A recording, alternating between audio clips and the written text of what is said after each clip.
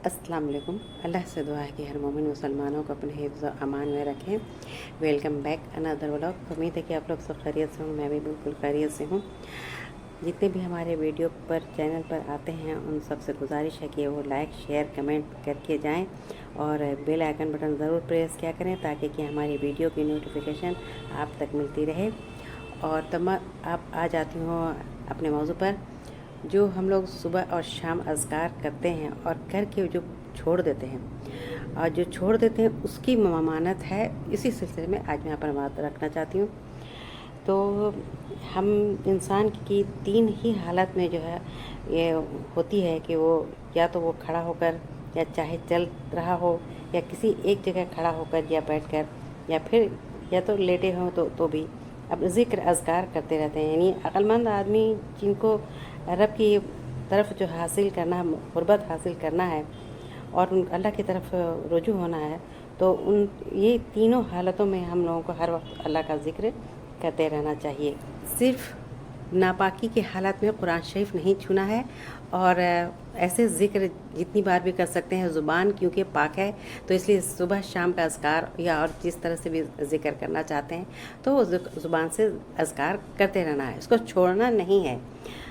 एक रिवायत में इसका ज़िक्र है कि रसूलुल्लाह सल्लल्लाहु अलैहि वसल्लम जब अपने बिस्तर पर आराम फरमाते होते या दुआ पढ़ते, ये आपके नाम से अल्लाह मैं ज़िंदा होता और मरता, और जब बेदार हो तो फरमाते कि तमाम तारीफ़ें इसलिए अल्लाह के लिए है जिसने हमें मारने के बाद ज़िंदा किया और इसी की तरफ सबको इकट्ठा होना है। और एक मुस्लिम की रिवायत है कि हुज़ूर सल्लल्लाहु अलैहि वसल्लम ने फरमाया कि बेशक अल्लाह ताला के कुछ फ़रिश्ते हैं घूमने फिरने वाले और हिफाजत करने वाले फ़रिश्तों से अलग हैं। वो ज़िक्र की मजलिसों को तलाश करते रहते हैं। जब वो कोई ऐसी मजलिस पाते हैं जिसमें अल्लाह का ज़िक्र हो रहा हो तो उनके साथ बैठ जाते हैं और बाज़ फ़रिश्ते बाज़ को अपने पैरों से ढाँप लेते हैं, यहाँ तक कि वो उनके और आसमान दुनिया के दरमियान फासले को अपने वजूद से भर देते हैं। जब लोग मुंतशिर हो जाते हैं तो ये फ़रिश्ते आसमान की तरफ चढ़ जाते हैं और अल्लाह ताला जब पूछते हैं कि वो मुझसे क्या सवाल कर रहे थे, तो फ़रिश्ते कहते हैं कि वो आपकी जन्नत का सवाल कर रहे थे आपसे कि अल्लाह ताला मुझे जन्नत नसीब हो। और अल्लाह ताला फिर पूछते हैं कि उन्होंने मेरी जन्नत देखी है? फ़रिश्ते अर्ज़ करते हैं नहीं ऐ परवरदिगार। अल्लाह ताला फरमाते हैं कि अगर वो मेरी जन्नत देख लें तो उनका क्या हाल होगा। तो फ़रिश्ते अर्ज़ करते हैं कि और वो मुझसे क्या पनाह तलब कर रहे थे। तो अल्लाह ताला ने पूछा वो किसी चीज़ की बाबत या मुझसे पनाह तलब कर रहे थे। फ़रिश्ते अर्ज़ करते हैं कि परवरदिगार आप की आग से पनाह मांग रहे थे। और अल्लाह ताला फिर पूछते हैं कि उन्होंने मेरी आग देखी है? तो फ़रिश्ते ने कहा कि नहीं। अल्लाह ताला फरमाते हैं अगर वो मेरी आग देख ले तो क्या हाल होगा। फ़रिश्ते अर्ज़ करते हैं कि वो आपसे बख्शिश भी मांग रहे थे। तो अल्लाह ताला ने फरमाया कि मैं उनको बख्श दिया और जिस चीज़ का वो सवाल कर रहे थे मैंने उनको अता कर दिया, और जिससे पनाह तलब कर रहे थे उससे मैंने उनको पनाह दे दिया। आपने फरमाया कि फ़रिश्ते अर्ज़ करते हैं कि परवरदिगार उनमें फ़लाँ आदमी भी था जो बहुत गुनाहगार बंदा है, तो जो सिर्फ़ वहाँ से गुज़रता हुआ उनके साथ बैठ गया था। अल्लाह ताला फरमाते हैं कि मैंने उसको भी बख्श दिया। ये ऐसे लोग हैं कि उनके साथ बैठने वाले भी महरूम नहीं होते हैं। बहुत सारे लोग ऐसे भी हैं कि जैसे कि नमाज के फ़ौरन बाद तस्बीह तहमीद और तकबीर का हुक्म करते हैं, और जुमे वाले दिन सजदा में भी बैठकर लोग इस तरह ज़िक्र इलाही, तिलावत और कुरान वगैरह मसरूफ़ होते हैं। और वाज़ बयान, दर्स और तज़किरा में भी, मजलिस में भी लोग शामिल होते हैं। और हदीस में ज़िक्र है कि जितना भी इसका ज़िक्र करिए उसका उतना फ़जीलत है। एक रिवायत में ज़िक्र है कि रसूलुल्लाह सल्लल्लाहु अलैहि वसल्लम मस्जिद में तशरीफ़ फरमाते हैं और लोग भी आपके पास मौजूद थे। इतने में 3 आदमी आए और 2 रसूलुल्लाह सल्लल्लाहु अलैहि वसल्लम की तरफ मुतवज्जह हुए और एक जो मुँह फेर कर चले गए।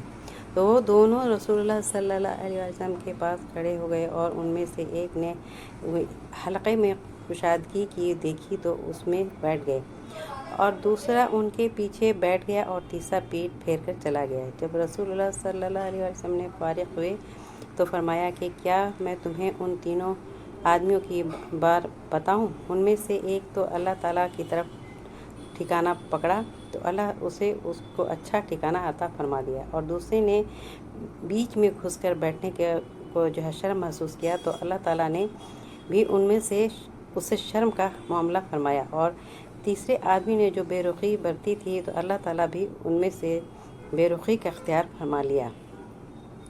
اس میں ایک جو ہے مجلس میں شرکت کرنے کی جو بات ہے کہ دوسرے لوگ کو تنگ نہ کرنے کی اور شرم حیا کی فضیلت بھی رہتی ہے، اور تیسرے جو ہے بغیر جو ہے عذر کے دین اور ذکر الہی کے مجلسوں میں جو ہمیشہ لوگ شامل رہتے ہیں، تو اس کا بھی یہاں پر اس کا ذکر ہے کہ جو چاہتے ہیں کہ ذکر ہم کرتے رہیں اور اس محفل میں ہم بیٹھیں اٹھیں جہاں ہمارا اللہ کا ذکر ہوتا رہے، اور اللہ تعالیٰ اس کو ہم لوگ کو قربت حاصل کرنے کے لیے اللہ تعالیٰ کے پاس جاتے رہیں۔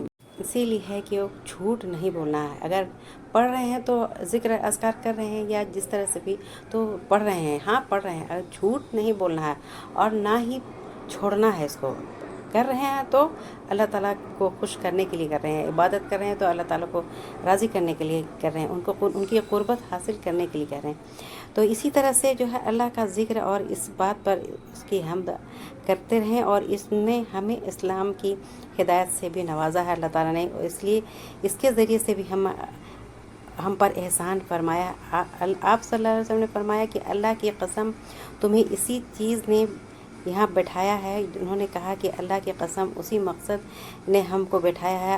آپ نے فرمایا کہ خبردار، میں نے تم سے قسم اس لیے نہیں اٹھوائی کہ میں تمہیں جھوٹ سے متہم سمجھتا ہوں، لیکن بات یہ ہے کہ جبرائیل علیہ السلام میرے پاس آئے اور انہوں نے مجھے بتایا کہ اللہ تعالیٰ تم پر فرشتوں کے سامنے فخر کرتا ہے۔ تو اسی لیے کہ جھوٹ نہیں بولنا ہے، اور نماز کو، تلاوت کو، جس طرح سے بھی ذکر اذکار کرنا ہے کرتے رہنا ہے، اس کو چھوڑنا نہیں ہے، اور پڑھ کے جو چھوڑ دے اس کا بہت بڑا گناہ ہے۔ تو اسی طرح سے جو ہے اپنے ذکر اذکار کرتے رہنا ہے۔ تو ٹھیک ہے، پھر آج کا اگر ہمارا ویڈیو پسند آتا ہے تو لائک، شیئر، کمنٹ کریں، اور میرے ساتھ بنے رہیں۔ اللہ حافظ۔